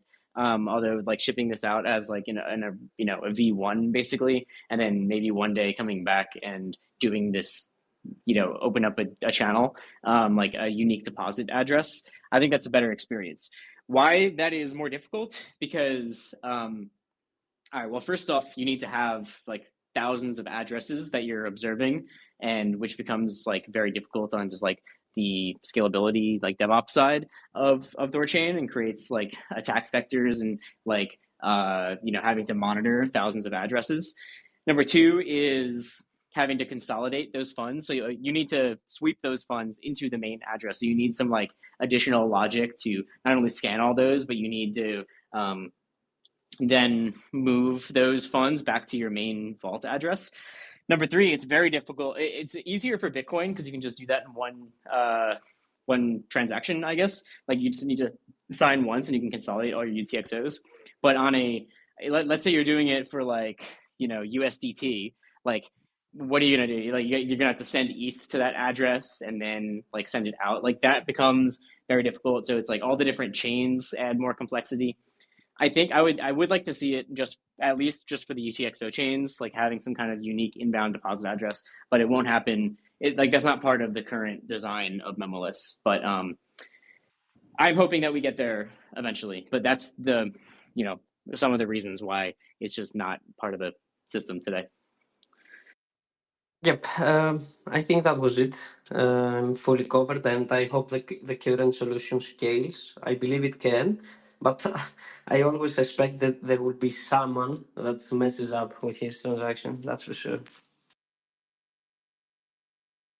I appreciate the question, Instant Swap. I have a personal question regarding the fee structure. I've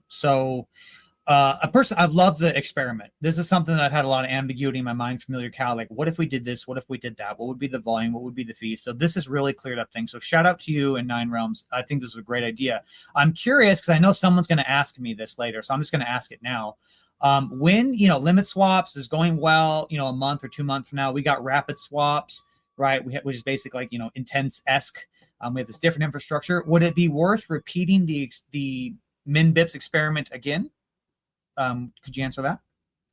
Yeah, I mean, I don't think so. I think that the results will just be the results because so not much is really changing about the core architecture of the network. What rapid swaps does is it makes long streaming swaps much faster, and that's really the main thing. I don't think our quotes. I am curious to see what happens with our quotes and stuff, but it doesn't really change the core fundamentals of there's this much volume and there's just this much fees. So I don't really. We could run it again, sure. I really have no problem just continuing to tweak and try and figure out where the best place is. I think that we'll just in a couple of weeks we'll just say all right, I think we're pretty happy with it here at 15 bips or something like that, and we'll just set it there for a while, and then if things look like they're not going so well, then maybe we move it. It gives it. We have a lot of flexibility, so it's we don't need to be too set and oh yeah, we said we're gonna do this, and now we're just gonna stay here forever, and no one can change this. The fees are pretty easy to change now, so. Yeah, I don't we could run it again. I don't think that you really need to. I think that it'll be fine, but yeah, that makes sense. What about Go ahead, Pedro. Go ahead, brother. All good. Sorry. What about so your fee experimenting has been 1 to 5, 10, 15, 25 points, and it sounds like it's 10 to 15 basis points is a sweet spot. What about just refining the iteration, doing 10, 11, 12, 13, 14, 15, yeah, seeing how that goes? If this was a experiment that was very scientific, then yes, maybe we would try and find the exact value. I mean, the thing is this is a experiment that we're conducting in a live market with unlimited variables that we can't control for, and it's much more of a I don't want to say a vibe check because it makes it sound maybe a little too unscientific, but it's just where we think is the right answer. We're gonna have to just continually test our own conclusions on this as well, because it's there isn't going to be a scientific answer that comes and says oh yeah, so 11.25 is the proper fee to maximize this and that. It doesn't really exist because we're operating in the arena. There's no you understand there's not just all these things that we can control for and test against and tweak everything out. It's just we're in the marketplace. So yeah, hopefully that answered your question enough. I just yeah. It does. No, I understand. It's not a controlled environment, so it's impossible to replicate the same conditions between each different fee.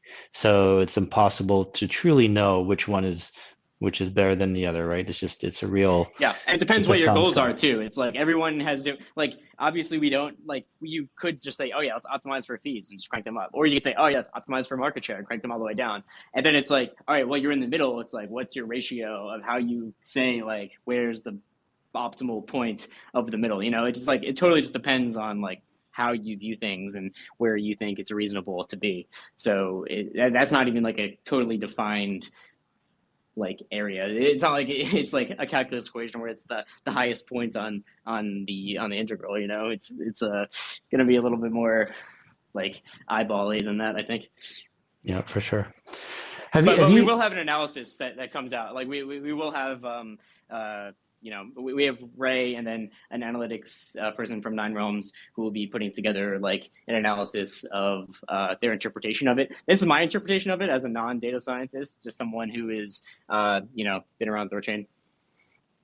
So have you guys thought about, is there a way to do where you could have like, if I own 1,000 Rune, I get 10% off my fees. If I have 10,000 Rune, I get 20% off, whatever. Like, is it possible to do something like that? Yeah, sure. 100%. Oh, okay. We could change any of that stuff. Like, we've even talked about like, oh yeah, if you have higher swapper clout, like that's kind of a proxy for like, for volume, right? So you could just say like, oh yeah, but then you're also just kind of adjusting those same knobs without really you're just kind of backhandedly adjusting them for certain people, like because there's a couple arbs that do like a lot of the volume, right? So it's like if you just say, oh yeah, if you have this much swapper clout, then you pay 1 BIP in fees, then it's like, all right, well, there's like 2 guys who you pay like that much fees and they do most of the volume, so you might as well just turn it down for everybody. I don't know, that's like all these things like are just completely open questions which I do not have an answer to, but we've talked about it. I'm wondering if people actually have like interesting opinions on it. I think so. I mean, like swapper clout is just based on volume, right? But you could have like a large bond provider or whatever, just a whale or somebody has a lot of Rune and they only do 1 or 2 trades a year, but they're they're THORChads, and would be great to give them a discount, if they're especially if they're long-term holders, and that would incentivize and reward people owning Rune. Yeah, I think it's worth talking about. I mean, I definitely think it's a good idea to make owning Rune rewarding and TCY, like I think that those are like, I think that it doesn't make sense for the context of like, oh yeah, let's figure out the fee situation. But like in context of like, why should I like own Rune? It's like, all right, yeah, you can use this decentralized exchange for, a discount or whatever. Like maybe that is a good benefit. Yeah, because I've been thinking about like, for market makers, arbitrageurs and stuff like that. And like, like going back to Binance and Hyperliquid's fee schedule, like you have to own so many tokens and have so much volume to get the discount. And I know Chad has been kind of against it in the past because he doesn't want the arbitrageurs to have to tie up capital in a token, which I get. I do appreciate that. But I mean, Binance and Hyperliquid are doing just fine, forcing people to own their token. And so I was thinking force people to own Rune and TCY. And that'd be a good way to get, TCY out there and talking about people holding it and creating a demand center for it. Yeah, I guess my biggest hesitation is like getting the rich richer type thing where it's like, all right, these arbs are, they clearly have a lot of capital and they're probably doing pretty well if they've been arbing for so long, and there's a lot of good opportunities just for arbing on the network. So it's like, all right, so now we're going to create a system to reward these arbs who, you know what I'm saying? Like if it's some kind of like I would like to reward like the people in the community, not like like the 5 like major arbs of the network. I have no idea how many arbs there are, but I'm just saying like there's relatively few arbs compared to like how many people are in the community are interested in the project. No, you're totally right, and we want to keep it open for other arbs to come in and compete, right? So we're not reliant on 2 or 3, right? And there's a healthy competition between them all. Absolutely, I totally agree with you.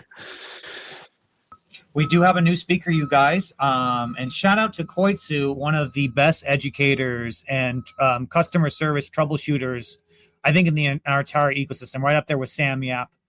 He does have a question, so I'll go ahead if you want to check your mic there, sir, and give you the floor. Yeah, hey guys.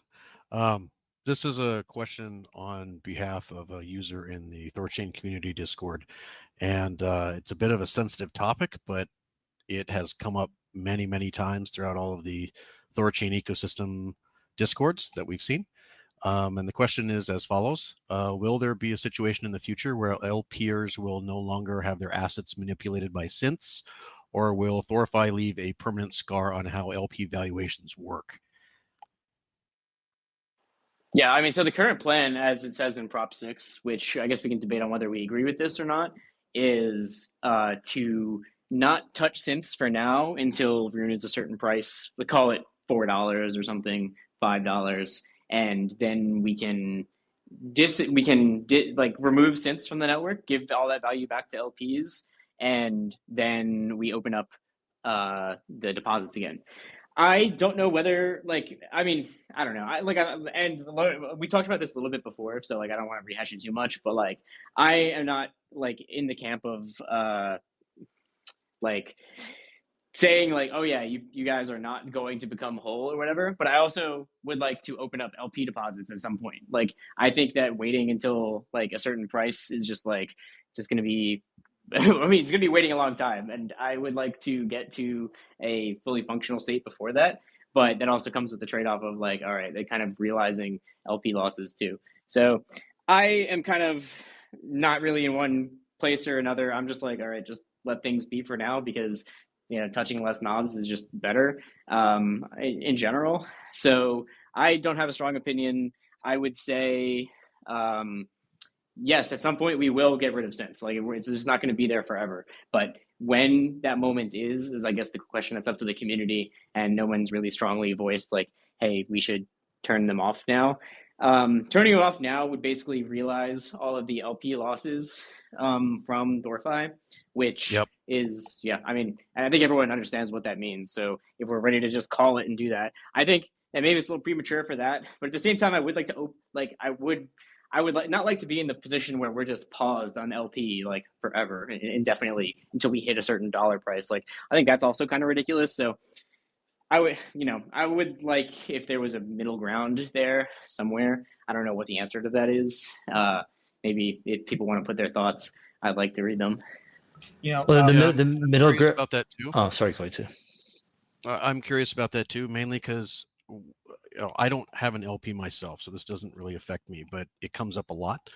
And I do ponder, like, kind of what is the point of providing liquidity to THORChain right now other than bonding Rune, if all of the LPs are in this, okay, I can't say all, but many of the LPs, especially the two big ones, BTC and ETH, are in this particular situation, no deposits. And we understand why there's no deposits, but how, I understand it's an issue of like how long, but it's a frustrating thing, because I know of people that come into our chats and they want to deposit into any kind of asset, and it's kind of like we have to tell them, well, you can't right now.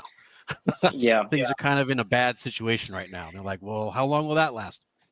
Right. And it's like indefinitely, right? So it's like I also am not satisfied with that either. But at the same time, I don't want to be the person, or like, I don't know, I don't want to support like oh yeah, we should just realize these other people's losses, So it's like, I don't know what the best solution is there. I wish like someone would come forward with, I don't know, maybe not even a proposal, but like just have the conversation about it. Yeah, you know what? This is good. We've got a chink in the armor here. This is a very important topic. And Alex, he has a very strong opinion on this on Saturday, Kenton. And FamiliarCow, you're always welcome, of course. I think this may be a really good conversation to have on Saturday to give some clarity and see if we can get some consensus as a community and move this forward. This is something I think about a lot too. Kenton thinks it a lot. Coitsy, you hear it all the time. I hear it all the time too. And I'm an LP myself. So, this is something that I think is a good topic. So maybe we'll kick this to Saturday, because we did talk about this extent. I think it was like that 55-minute mark or something like that. So yeah, why don't we do that? Let's Saturday, of course we'll have Alex give him our update about Maya protocol, that stuff. And then we can really get into Prop 6, the nitty gritty, the LPs, and then maybe try and get some clarity for these guys who are in limbo, or the people who are excited and they want to become LPs post THORFi. I think that's a good thing we could do. I agree with that. That sounds like a great plan. Yeah, I really, honestly, I wish that we just gave them TCY and then we weren't in this situation right now.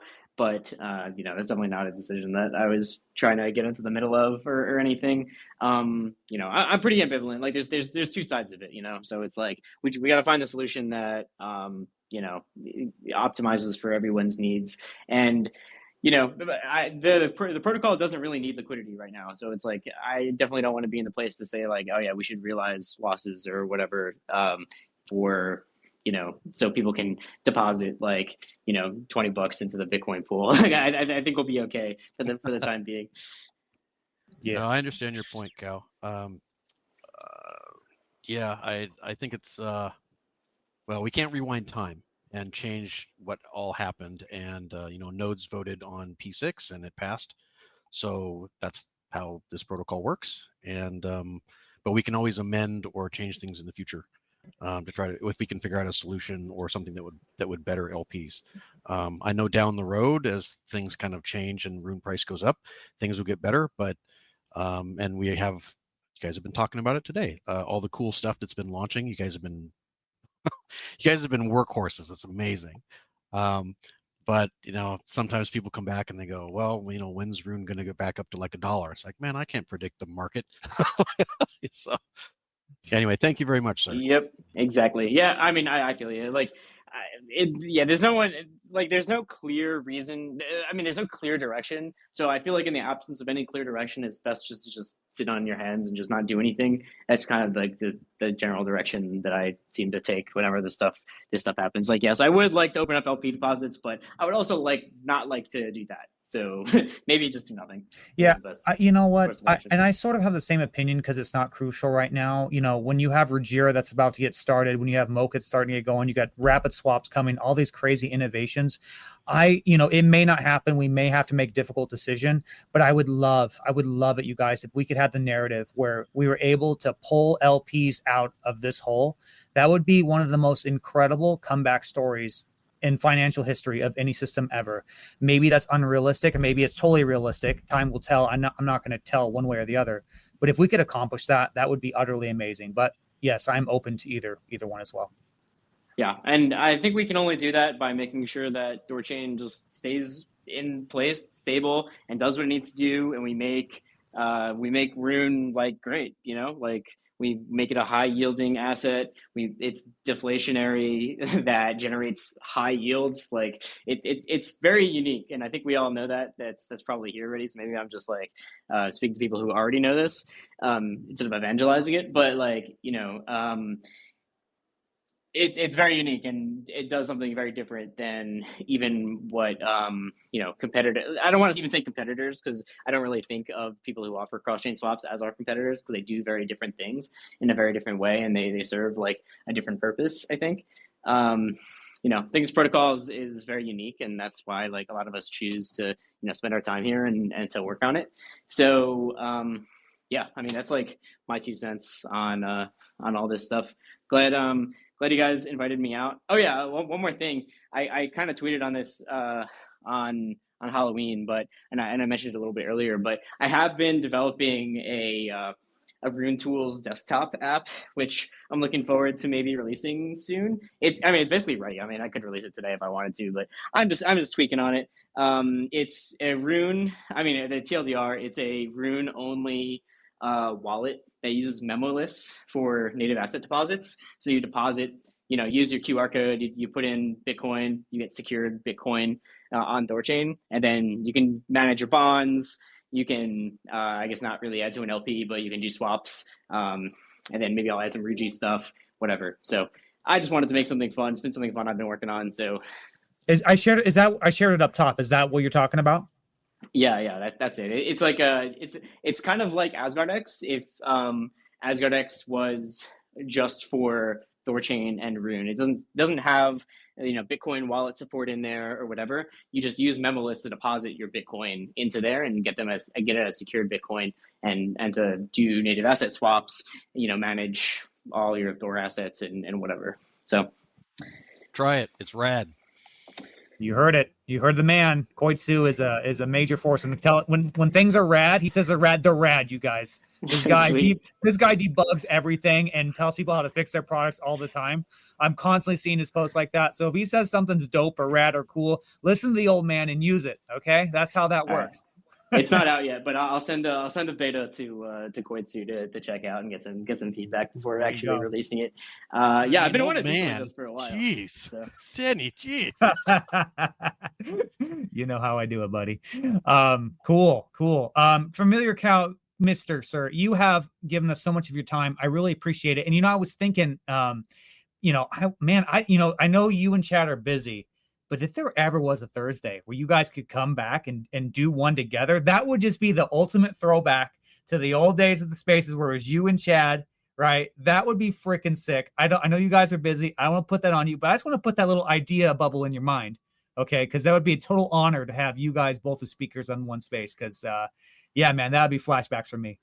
For sure. Maybe when we get rapid swaps turned on. Today would have been a good day for it, but unfortunately Chad couldn't make it. But we will do it.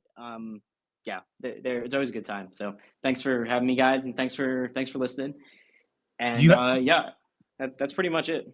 Okay, brother. I know you sound like you gotta go. Real quick, is there anything else in the future that you want anyone to know, or did we pretty much cover everything?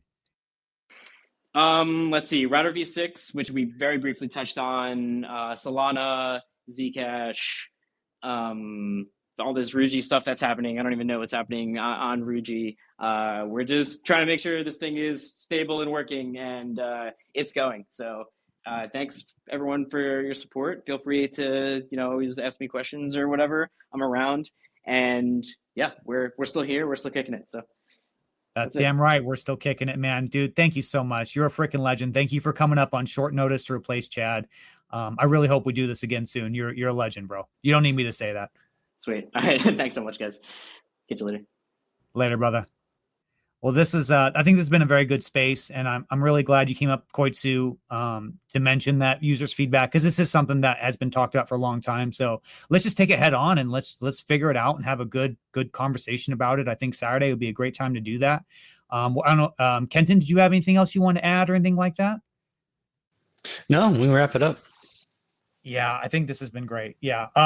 Okay, guys. Koitsu. Okay, well, one more time. Koitsu, do you have anything would you like to say before we wrap up? No, but thank every THORChad that's been sticking around all this time. Anybody that's got an LP that's down, anybody that's got TCY that had savers or lending and feels kind of meh. If you're still with us and you're still sticking with us, please just stay the course, man. Like I think we will get out of this. There's so many things that are going on right now, not to mention THORChain front end. I mean, all that stuff. There's so many cool things going on right now that now would not be a good time to quit the project, in my opinion. Stay the course. Dude, thank you so much for saying that. Here's the problem as the co-host. Okay. If I say something like that, when it comes to someone who's listening to the recording, listening live, they think that, I'm someone who, I'm going to tell you that because I'm trying to sell you something. I'm trying to push this idea that's going to be okay. Whereas maybe I have doubts. And I just want people to know, I try to be, I want to be intellectually honest as possible. I don't like to sugarcoat things. And I hope, me taking that question directly head on Saturday is a demonstration of that. I totally agree with you, Koitsu. I feel really good. I think the first principles are solid. I have never been more excited for THORChain's future than I am right now. Everything feels good. Lending, savers, that caused so much consternation in my brain, so much ambiguity, so many questions. I never really was comfortable with it. But now that it's gone, despite the laggard effects of the pain that people are in, I think the vision is so clear. And I mean, you've got Mocha, a point of sale application. There's other point of sale applications. We've got Rujira. They're building all kinds of amazing things. I don't know if you guys saw on Rujira, they have a huge increase in infrastructure capability now. So things are going lightning fast. Our boys are cooking over there. I feel really, really good, you guys. I'm feeling so good. But, don't assume success. Don't assume failure. We just keep our heads down. We execute. We take it home. We win. No pessimism, no optimism, just raw execution. We keep doing what we're doing. People keep showing up for things. We keep helping Rujira. Rujira keeps helping us. And I think we're going to pull through. I feel really good. So thank you for saying that, man. Because I feel like when I say it, it can sound a little superficial or hollow because I'm the host and people expect me to say that. You know what I mean? You're welcome, sir. Yeah. And again, guys, this has been an open stage. If any of you have any questions, good, bad, or good comments or bad comments, we don't censor anyone here unless you're a troll. Please next episodes, please feel free to come up. We will make sure you are heard to the best of our ability.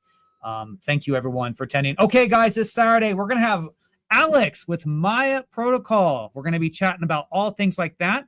And then the next Saturday, I'm not sure. We don't got anything. So I've been trying to find some people on Tron to join it. I've been not having success like that. So if people want to maybe try and help me crowdsource some groups, some topics, maybe we'll talk to an interface. Maybe we'll bring up Rujira again. I'm not sure. Maybe Kenton, do you have something you want to say? I've been thinking too, but my mind's been elsewhere and other stuff. But if we can't find a guest or a topic, we can just do an open forum, open mic, and Yeah. come and speak your piece. If you got comments, if you got questions, and just maybe make it open to the community, entertain some crazy ideas or crazy people or whatever. We could do that. Lack of a guest.